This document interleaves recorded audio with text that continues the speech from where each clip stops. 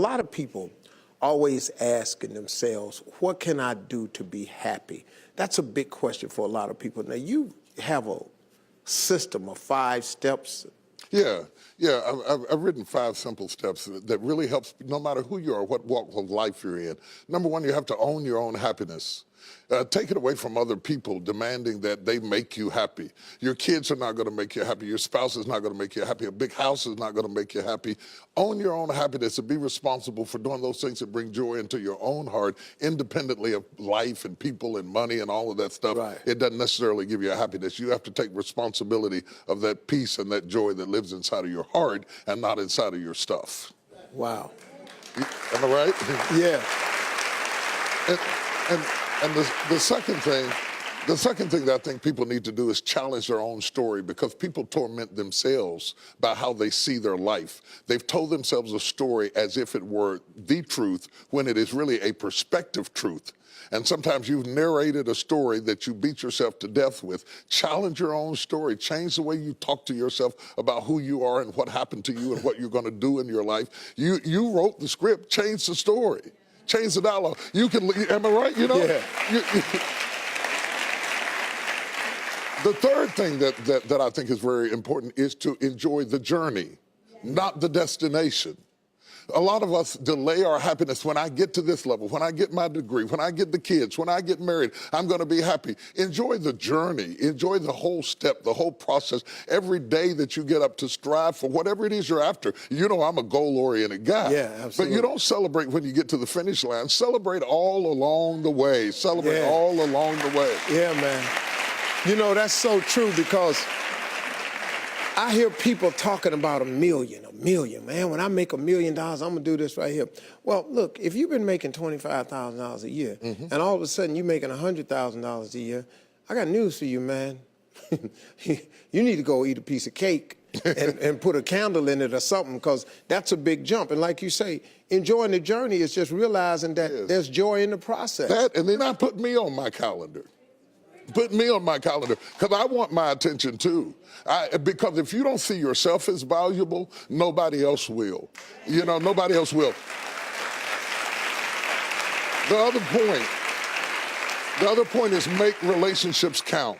Making your relationships count, because everything is about relationships. First of all, your relationship with God. That's a very important thing to have, because as long as you know that there's somebody in charge, you don't have to bear the brunt of the responsibility and the weight of what's going on in your life. You can talk to the boss, okay? Number 2, enjoy your relationship with yourself. If you don't like you, it makes it hard for me to like you. Because people, when you walk into their atmosphere, they draw you into the cosmos of their own drama.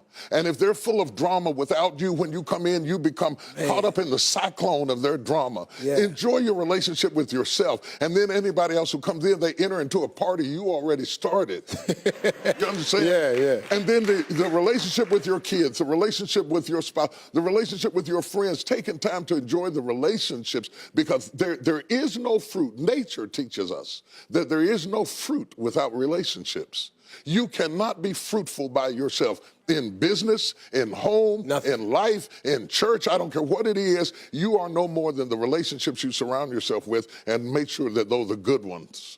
The 5th thing, Now, go ahead. I'm loving it, man. Is this good? Yeah, this is really good. The 5th thing that I really ascribe to is balance work with play. You can't do all of either one and be successful. And to those whom much is given, much is required. And if you work really hard and you're a really diligent person, make sure that you do some play to balance your life out. If you play real hard but you don't work very much, you're going to be fun, but you're going to be hungry. You know what I'm saying? You got to balance work with play. You have to balance that with your children. If you're always a disciplinarian, your daddy going to get you when you get home. I don't want to always be the police in the house. I want to be the fun guy sometimes. Balancing work with play called this not only for you to be holistic, but for people to get a better perspective of who you are. I get on my Instagram and I put crazy stuff. My kids die.